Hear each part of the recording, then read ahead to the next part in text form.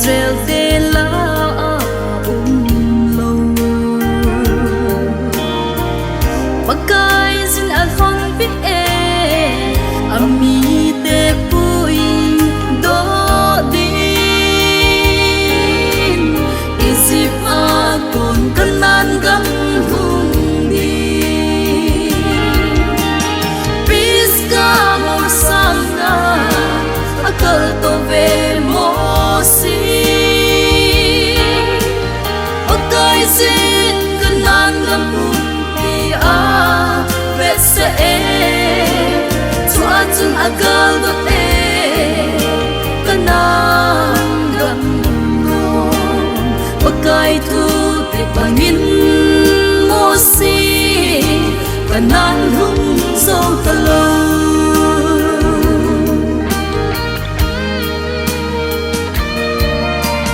pakai lung hang na chu ta mo si chung na Israel ka phê ding gam sung kanan gam nang kan mo ding na lut lo ding ati pakai thu te mo sin pel thai lo pis ka mo sang na akal to ve mo si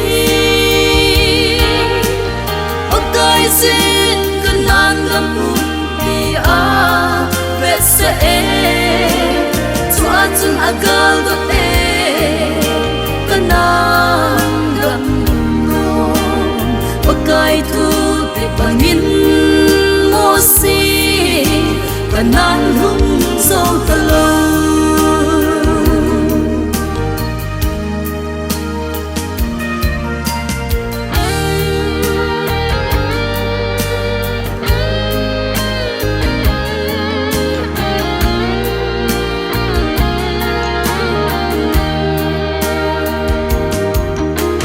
so vite ho vite mun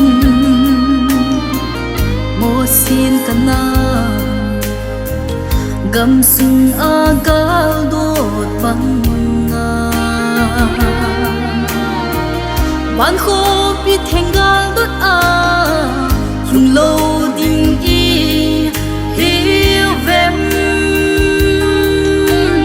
pi het che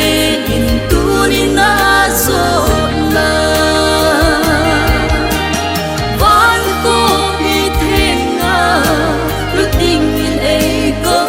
hui pakai zin man kanan sunga lun te ding ni ni tin in e ko sing hui chu gam a di azole van kanang gam no chui hung le kao di ve pisca mo sanga akal to ve mo si pakai zin kanang gam hung di a ve se chua chung agal do te